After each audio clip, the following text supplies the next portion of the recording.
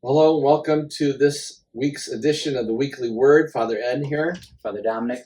And we are contemplating and preparing for the 23rd Sunday in Ordinary Time. As last Sunday, we are back to the Gospel of St. Mark after the beautiful insertion of John's Gospel for the 5 weeks of the Bread of Life discourse.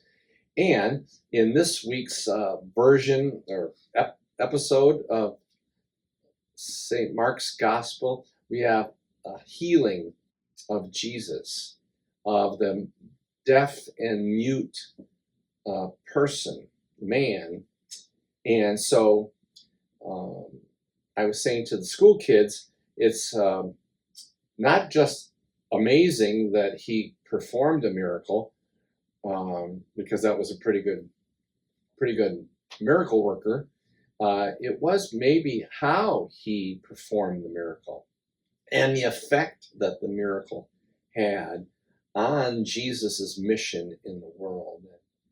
So, as you heard the story, Jesus spit on his finger, evidently, and then took his finger and touched the deaf-mute man, and he immediately, his ears were opened and his tongue was loosed, and he began to speak plainly.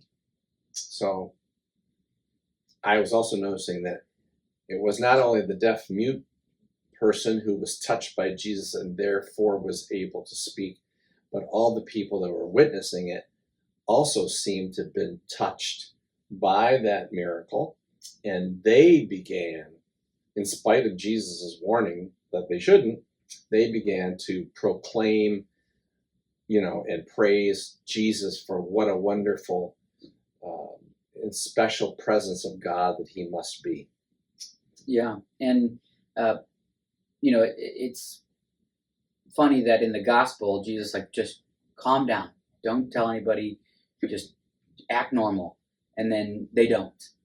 And then it seems like nowadays it might be a little bit of the opposite, like, go tell everybody, this is great. And then people are like, all right, whatever. And so I think the reason why people even defied Jesus' instructions is because they were too excited not to tell anybody. You think of kind of some juicy news that you hear, like maybe even if somebody doesn't want you to tell anybody. Oh, like, don't tell anybody that Johnny's gonna propose to Annie, next weekend, but you can't contain yourself, or that Annie's pregnant, and so it's because we're just so profoundly impacted by this excitement, for a future marriage or a future child in your life. And so I guess for our faith, do we see the miracle of our faith, or do we encounter the miracle of our faith, number one, and do we get so excited about it that we want to share it? Mm-hmm.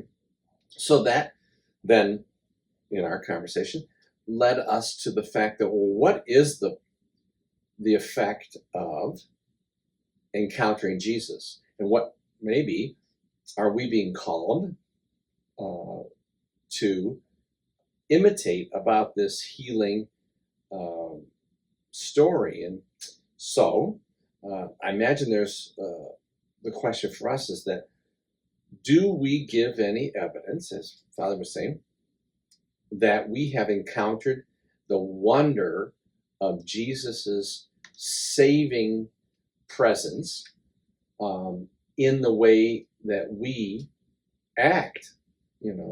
So I'm onto this missionaries of communion business, and so I'm looking for what would be a sign from among all of us that we have genuinely been touched by Jesus in the Holy Eucharist, so that we have really received Jesus, body and blood, soul and divinity. We've been touched by him, just like the deaf-mute guy and the crowd around him.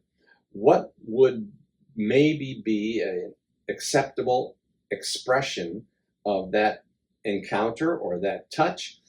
Well, from the Bible, it seems to me we would go and talk about it. We would go and share that in the world. So maybe we could put that as a new standard. Why do I come to Jesus in the Holy Eucharist or in the faith at all? Is it just for me to be healed or be reassured or comforted or encouraged,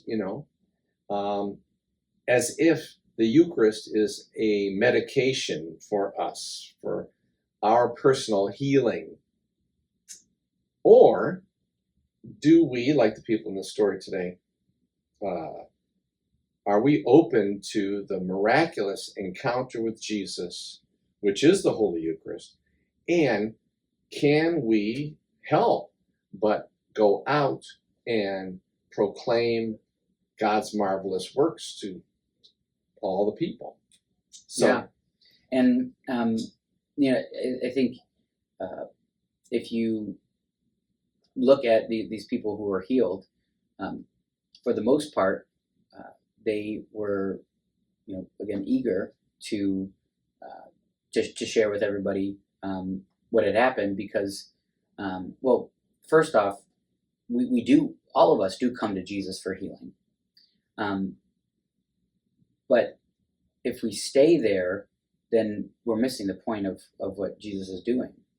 That Jesus, in healing us, Jesus is then sending us. And so if you look at really any exemplary saint or model of faith, they're not one who are content with that personal healing or that personal encounter. They, in encountering that personal encounter, they then are sent forth. And so I think maybe there was a couple people who got healed from Jesus and just kind of went on with their daily life, but I would assume that most of them took the message like, wow, I now have an obligation to then become a disciple and an evangelist. Yeah, it was healed for something, right? In the anointing of the sick prayer, we often conclude that, and always do, there's a prayer after the anointing, is that may these folks be healed and so that they can be returned to the altar of the Lord. So, there's a point into what Jesus is doing in the world. And so this might be the point for us today. Do we need to be healed by the encounter with Jesus for something? And it's not just our comfort. Absolutely. So let us rest assured in God's healing, but take that to the world. All right. Peace. Have a good one.